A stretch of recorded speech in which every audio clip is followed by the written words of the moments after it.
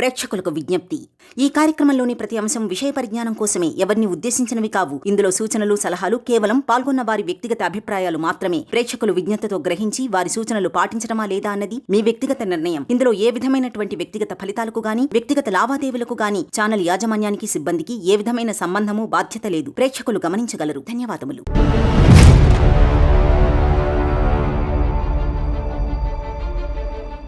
నమస్కారం, welcome to our channel. ఈరోజు మనతో పాటు లైఫ్ కోచ్ అనుష గారు ఉన్నారు. నమస్కారం అనుష గారు. నమస్తే. నాకు ఎప్పటి నుంచో ఒక డౌట్, మనం ఎపిసోడ్స్ చేస్తున్న ప్రతిసారి నేను అనుకుంటూ ఉంటా, ఇలాంటి క్వశ్చన్ కూడా అడగాలి, తన నుంచి సజెషన్ ఏమైనా వస్తుందేమో అని ఎప్పటికప్పుడు అనుకుంటూనే ఉంటా. బట్ ఒక చిన్న క్వశ్చన్ ఏంటి అంటే, చాలా మంది మనం సంపాదిస్తున్నాం కానీ మన దగ్గర ఉండట్లేదు, నిలవట్లేదు అన్న ఇదిగా ఉంటుంటారు. ఎంత కష్టపడ్డా ఇంతే అని అంటుంటారు. కానీ కొంతమంది ఏం చెప్తారంటే, మనీకి ఒక ప్లానింగ్ అనేది ఉండాలి అంటారు. ఆ ప్లానింగ్ అనేది అన్ని చోట్ల వర్తిస్తుంది, కానీ మీరు మనీ విషయంలో కూడా ప్లానింగ్ అవసరం అంటారా? అంటే మనీ విషయంలో ఒక ప్లానింగ్ ప్రకారం మనం వెళ్ళాలా? Wonderful question. ఎందుకు చెప్పానా, మనీ విషయంలో ప్లానింగ్ అవసరమా అని అడిగారు కదా. ఈ థాట్ రావడమే మంచి ఆలోచన రియల్గా. అంతే కదా, ఎర్న్ చేస్తాం డబ్బులు, శాలరీ నెల ఏదలికి అకౌంట్లో పడిపోతుంది, ఖర్చు పెట్టేసుకుంటా ఉంటాం కదా. అవును. తర్వాత ఏంటి అసలు లైఫ్? అసలు ఎందుకు సంపాదించాలనుకుంటున్నాము? ఇంత చాలా, ఇంకా కావాలా? ఎన్నో క్వశ్చన్స్ మనలో మనకే ఉంటాయి. కానీ మళ్ళీ తర్వాత కూల్గా రిలాక్స్ అయిపోయి, మన వల్ల ఏమవుతుంది, ఇదంతా యథాతథా మన జాబ్లోకి వెళ్ళిపోయి అలానే చేసుకుంటూ మళ్ళీ కామన్గా ఆలోచిస్తూ మళ్ళీ వెళ్ళిపోతాం. మళ్ళీ ఇలాంటి ఏదో ఒక రోజు మాట్లాడినప్పుడు, మళ్ళీ ఏదైనా ఇలా వీడియోస్ చూసినప్పుడు ఏదన్నా కానీ నేను సంపాదించాలి, నేను బాగా వెళ్ళాలి అని ఇలాంటి థాట్ వస్తుంది. మళ్ళీ యథాతథా ఇదే అవుతుంది అందరి విషయంలో. చాలామంది మనీ క్లాసెస్లో అటెండ్ అయినా, ఇంకా కూడా సెల్ఫ్ ఇంప్రూవ్మెంట్, సెల్ఫ్ ఎఫర్మేషన్స్ అన్ని కోర్సెస్లో చేరి కూడా కొంతమంది అద్భుతంగా వాళ్ళు అనుకున్నది సాధిస్తారు. అనుకున్న దానికన్నా ఎక్కువ సాధించే వాళ్ళు కూడా ఉంటారు. కానీ కొంతమంది ఏమైపోద్దంటే, ఆ క్లాసు అయిపోయిన తర్వాత మళ్ళీ నార్మల్ లైఫ్, మళ్ళీ వైఫ్తో గొడవలు పెట్టుకోవడము, మళ్ళీ పిల్లలతోటి అమ్మ నాకు ఇంత సంపాదన వస్తుంది సరిపోవట్లేదు అని చెప్పి బాధలు పడడము, ఇలా అంతటి మళ్ళీ అదే ఒక నెగిటివ్ లైఫ్ ఏదైతే ఉంటుందో వెనక్కి దాన్ని తిట్టుకుంటూ, దాన్ని బ్లేమ్ చేసుకుంటూ, మళ్ళీ అయ్యో అది నా మీద అంత ఉపయోగించట్లేదు, నా వల్ల కావట్లేదు, మళ్ళీ అదే మాట. సో ఇలా నువ్వు వెళ్ళి వస్తూ ఉంటే ఎప్పటికీ కాదు, నువ్వు కన్ఫ్యూజ్డ్లో ఉన్నావు. ఓకే, మనీ ఎర్న్ చేయాలనే ఒక కన్ఫ్యూజన్ ఉంది నీలో. Either you want to take this stand or this stand. ఏ స్టాండ్లో తీసుకొని నువ్వు సంపాదించాలనుకుంటున్నావు? సో ఎలా చేద్దాం అనుకుంటున్నావు? అసలు మనీ మీద నీ ఇంటెన్షన్ ఏంటి? ఇన్నర్ ఇంటెన్షన్ అనేది చాలా ఇంపార్టెంట్. వస్తుంది పోతుంది అది ఇంటెన్షన్ కాదు, జస్ట్ వాళ్ళని వీళ్ళని చూసి వాతలు పెట్టుకోవడం అంతే కదా.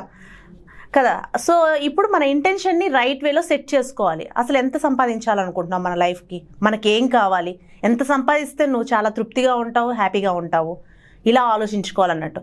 వెళ్ళిపోయి ఎన్ని నెగిటివ్ ఉన్నా, ఎన్ని గొడవలు ఉన్నా, ఎంత బర్డెన్ ఉన్నా, ఎంత స్ట్రెస్ ఉన్నా, నీ ఆలోచన ఇటు వెళ్లకుండా ఇటే ఉండాలి.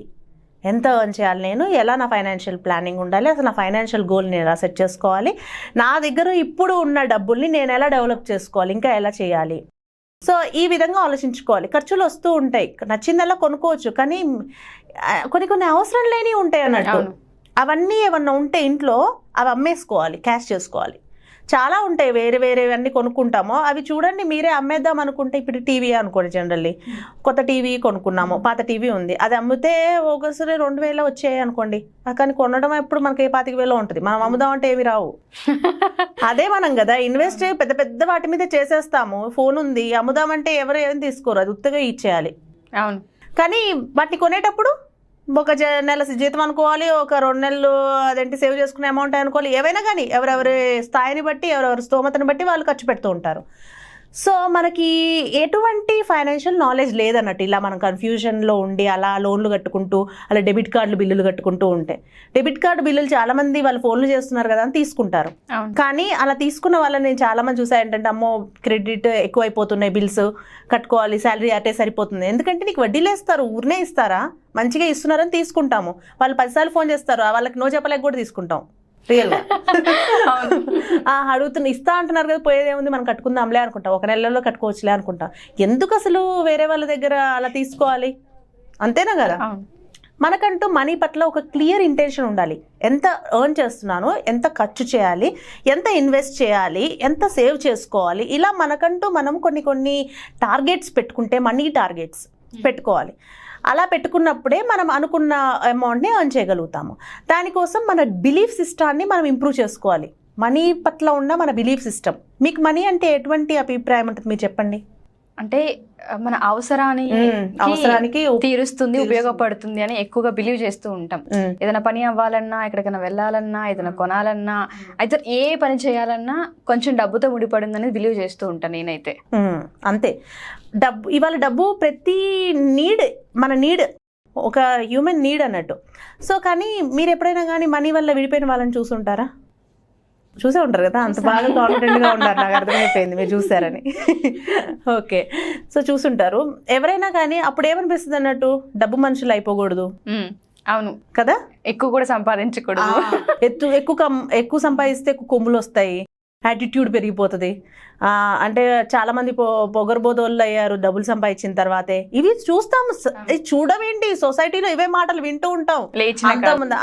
అంతకుముందు ఒకలాగున్నాడు, ఇప్పుడు చూడు ఎలా ఉన్నాడు. డబ్బు పాపిస్తుంది, ఎంత అదైనా చేస్తుంది, తప్పు చేయించగలుగుతుంది. ఇలాంటి మాటలు ఎన్నో వింటూ ఉంటాము. సో ఇవన్నీ మన మైండ్లో స్టోర్ అయిపోయి మనకు ఒక బిలీఫ్ సిస్టాన్ని డెవలప్ చేస్తాయి. అంటే డబ్బు ఇప్పుడు నువ్వు నీడ్ఫుల్ అనుకున్నావు, డబ్బు నీడ్ఫుల్ అన్నావు, డబ్బు వల్ల నెగిటివ్ కూడా జరుగుతుంది అనుకున్నావు. సో మనీ ఈజ్ ఎనర్జీ అని అనుకున్నావు అనుకో, ఆ ఎనర్జీ నాకు కావాలి అనుకుంటాము. మనీ మనలోని ఉత్సాహాన్ని, మనలోని కాన్ఫిడెన్స్, మనలోని కరేజ్ని, ఏది సాధించాలన్నా నేను మనీ కోసం మనీ నా దగ్గర ఉంటే నేను సాధించగలను అనే ఒక పాజిటివ్ బిలీఫ్. ఆ మనీతోటి నేను ఏమేం చేయాలనుకుంటున్నా, ఎంతోమందికి రిక్రూట్మెంట్ ఇవ్వాలి అంటే ఆ మనీ ఉంటే నా దగ్గర నేను అనుకున్న లక్ష్యాలన్నీ సాధించగలను. ఇలాంటి ఒక థాట్స్ కనుక అస్తమానం మనలో మెదులుతూ ఉన్నాయి అనుకోండి, యద్భావం తద్భవతి. మన థాట్స్ అలా ఉంటే ఆ వేలోనే మనం ఆలోచించుకొని ఆ వేలో పెట్టుకుంటాము. సో ఇదేంటంటే మనీ పట్ల ఇటు పాజిటివ్ బిలీఫ్ని ఎక్కువగా డెవలప్ చేసుకోవాలి. అసలు మనీ పట్ల నెగిటివ్సే ఉండకూడదు. ఇందాక మనం అనుకున్నవన్నీ నెగిటివ్స్, లేవు, రావు, అదేంటి వాళ్ళ వల్ల విడిపోయారు, మన వల్ల అవుతుందా, మనం ఒక మిడిల్ క్లాస్ వాళ్ళు, మనం ఇదంతా అవసరం లేదు. మనకి ఇంత టాక్ ఇంత అవసరం లేదు, ఇంత మిసిరీ అవసరం లేదు. అడుగుదాం, మంచిదే అడుగుదాం. 30 మనం మంచిగా అడుగుదాం అనుకున్నాం, మంచి పనే చేద్దాం అనుకుంటున్నాం, దానివల్ల నువ్వు మంచిగా చేద్దాం అనుకుంటున్నాం కదా. సో మనకి ఎంత అమౌంట్ కావాలి అని క్లియర్ ఇంటెన్షన్స్ ఉండాలి. అదే మనీ పట్ల మన ఇంటెన్షన్ ఏంటి, అసలు మనం ఆ క్లియర్ ఇంటెన్షన్కే మనం ఎటువంటి బిలీఫ్ ఇస్తున్నాము, పాజిటివ్ బిలీఫ్. ఇది వస్తే నేను ఏం చేయాలనుకుంటున్నాను, ఆ చేయాలనుకుంటున్నవన్నీ వచ్చేసినట్టు ఒకసారి మనం ఊహించుకోవాలి. అలా ఉంటే ఎలా ఉంటుంది, పీస్ఫుల్గా ఉంటుంది. అంటే నా దగ్గర నేను ఏమైతే అనుకున్నానో అవన్నీ నా దగ్గరకు వచ్చాయి. మనిషికంటూ కొన్ని లక్ష్యాలు పెట్టుకుంటాడు, అవి నెరవేరితే ఓకే ఖుషీగా ఉంటాడు, లేకపోతే డిప్రెస్లో ఉంటాడు. అంతే కదా. సో ఇదే మనిషికి తనకంటూ కొన్ని ఫైనాన్షియల్ గోల్స్ పెట్టుకుంటే జరుగుతూ ఉంటే బాగుంటుంది, లేకపోతే డిప్రెస్ అయిపోతాడు. సో మనీని ఒక పాజిటివ్ ఎనర్జీ లాగా, మనీ మన దగ్గర ఉంటే చాలా అద్భుతాలు సాధించగలుగుతాము, ఇలా మనం పాజిటివ్ బిలీఫ్స్ని డెవలప్ చేసుకుంటూ ఉండాలి. సో అలా ఎప్పుడైతే చేసుకుంటూ ఉంటామో అప్పుడు మనీ సోర్సెస్ ఆఫ్ ఇన్కమ్ని పెంచుకోవడానికి వెళ్తాం. మల్టిపుల్ సోర్స్ ఆఫ్ ఇన్కమ్ని పెంచుకోవాలనుకుంటాం. శాలరీ వస్తుంది నీకు, సో ఇది ఇట్లానే ఖర్చు పెట్టుకుంటుంటే అయిపోతూ ఉంటుంది. రేపు మ్యారేజ్ అయిందా? నో, లేదు. ఓకే, రేపు పెళ్ళి అయింది. ఒక పెళ్ళి అయిన తర్వాత ఒక్కొక్కసారి చిన్న పిల్లలు ఉంటారు, చేయగలుగుతాము, పిల్లలు ఉంటారు, ఫ్యామిలీ లైఫ్ ఉంటుంది, అత్తయ్య ఉంటుంది, మామ ఉంటారు.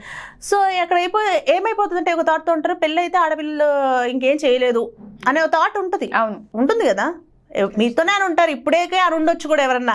పెళ్లి తర్వాత నువ్వు ఈ జాబులు అవి అంత పెట్టుకోకు, ఇప్పుడు ఎంత చేయాలో పెట్టుకోకు. చూసా, అది మనకు మనీ పట్ల బిలీఫ్ సిస్టమ్ ఎలా ఉందో. అంటే నువ్వు పెళ్ళి కాకముందు ఎంత అని చేయాలో అంత ఏం చేసుకొని కామగుండు, పెళ్లి తర్వాత ఇవన్నీ కుదరవు, ఎందుకంటే ఫ్యామిలీస్ ఉంటాయి, ఇవన్నీ ఉంటాయి అనే ఒక థాట్ నీకు ఇచ్చేసారు ఆల్రెడీ, బ్రెయిన్లో ఫిక్స్ చేసేసారు. సో ఫిక్స్ అయిపోయింది. ఇప్పుడు ఏమనుకుంటావు అంటే ఓకే ఇది అయిపోయిన తర్వాత మనది అయిపోయింది జీవితము అని అనుకుంటావు. ఇంకా నీకు గ్రోత్ ఏంటి, ద బెస్ట్ యాంకర్ని అవ్వాలా, ద బెస్ట్ మోడల్ని అవ్వాలా, ఏ థాట్స్ ఉండవు. నెక్స్ట్ పెళ్ళి అయిపోయింది, నేను ఇంకేముంది పిల్లలు పెంచుకుంటూ కూర్చుంటాను, ఇదే థాట్. సో ఈ థాట్సే వద్దు. నువ్వు ఎక్కడ ఉన్నా, ఎలా ఉన్నా, ఎక్కడికి వెళ్ళినా మనీ పట్ల నీ అటాచ్మెంట్ అనేది ఉండాలే కానీ డిటాచ్మెంట్ ఉండకూడదు. సో నువ్వు ఎర్న్ చేసుకుంటేనే నువ్వేం చేయగలుగుతావు, నీ పిల్లలకి ఇంకా క్వాలిటీ ఆఫ్ థింగ్స్ని కొనియగలుగుతావు. మీ హస్బెండ్ సంపాదించిన శాలరీ ఉందనుకోండి, మీకు సరిపోతుంది, మీ ఖర్చులు సరిపోతుంది. అదే మీ పిల్లలు ఏది అడిగారనుకోండి, ఒక మామూలు స్కూల్లో చేర్పించాల్సినప్పుడు మేము కొంచెం మంచి స్కూల్లో వేద్దామా అనుకుంటావు. సో నువ్వు టైం స్పెండ్ చేయలేప్పుడు ఒక ట్యూటర్ని పెట్టుకుంటావు. అంతేనా కదా? సో ఇలా ఆలోచించుకుంటూ క్యాలిక్యులేట్ చేస్తూ మన లైఫ్ని ప్లాన్ చేసుకుంటాం. అదే కనుక ఆ థాటే నీలో లేదు, ఇంకా నీరు గారిపోయింది, ఇంకా లేదు నీకు పెళ్ళి అయిపోయిందమ్మా నువ్వు ఇంతే అని అనే మాట వచ్చేస్తే ఇంక నీకు ఎక్కడి నుంచి వస్తుంది ఎర్న్ చేయాలనన్నా?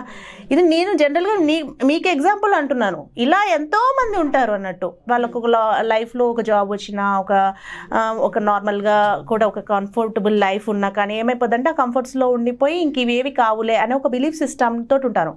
అదే ట్రైన్ యువర్ బిలీఫ్ సిస్టమ్. నీ బిలీఫ్ సిస్టమ్ నీకు అనుగుణంగా వర్క్ చేయాలన్నట్టు, నువ్వు కంట్రోల్ చేయాలి నీ బిలీఫ్స్ని. అంతే, అది ఆబ్వియస్లీ నీ వెమ్మట వస్తుంది అన్నట్టు. నువ్వు ఒక పవర్ఫుల్ వెపన్ అయిపోతావు అన్నట్టు. నిన్ను అట్రాక్ట్ చేసుకోవడానికి అయస్కాంతంలో నీ చుట్టూ అదే వస్తూ ఉంటుంది. నువ్వు వెళ్ళిపోతూ ఉంటే చాలా అది వస్తూ ఉంటుంది.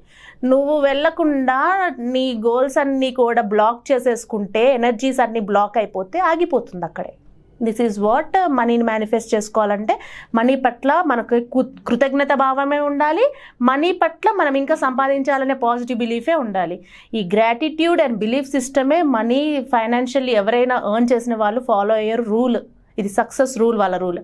వాళ్ళు అలా ఫాలో అవుతూ ఉంటారు కాబట్టి వాళ్ళు సక్సెస్ అవుతారు. ఎవరైతే నెగిటివ్ బిలీఫ్స్ ఇచ్చేసేసి మన వల్ల కాదు, మనం చేయలేము, మనకి ఇంతకన్నా ఎక్కువేమొస్తుంది, మా నాన్న అది చేశాడు నేను ఇది చేయడమే ఎక్కువ, ఇలాంటివి అనుకుంటూ ఆగిపోతే ఇంకా అంతే ఉండిపోతాము. ఇప్పుడున్న జనరేషన్లో అయితే ఎక్కువ మంది ఇదే చెప్తూ ఉంటారు. లైక్ ఇప్పుడు నా ఎగ్జాంపులే మీరు తీసుకున్నట్టయితే అన్నారు, ఆఫ్టర్ మ్యారేజ్ ఇంకేం చేయలేము, ఏమున్నా నీ లైఫ్ ఇప్పుడే ఇక్కడ వరకే, ఇంతవరకే, ఈ ఫ్రీడంలో నువ్వు ఏం చేసినా చేయాలి, ఆఫ్టర్ ఇంకా నువ్వు అసలు ఏమీ చేయలేవు, ఇలాంటివి ఫిక్స్ చేస్తూ ఉంటారు. అండ్ మనీ విషయానికి వస్తే చాలా మంది ఏంటి అంటే ఎక్కువ సంపాదించకూడదు, కొమ్ములు వచ్చేస్తాయి, పొగరు వచ్చేస్తుంది, వాళ్ళని చూసావో మేబీ వాళ్ళలానే అయిపోతావు, నువ్వు మేబీ అనుకో కదా అయిపోతావు అని ఫిక్స్ చేసేస్తారు వాళ్ళే. కానీ మనీ విషయంలో ఎంత ప్లానింగ్, ఒక లైన్ ఒక గీసుకొని మనం దాన్ని ఫాలో అయితే, ఎగ్జాక్ట్గా ఫాలో అయితే ఇవన్నీ ఉండవు. So thank you so much. ఈ ఎపిసోడ్ పర్సనల్గా నాకు కూడా టచ్ అయింది. Thank you so much Anusha గారు. Thank you.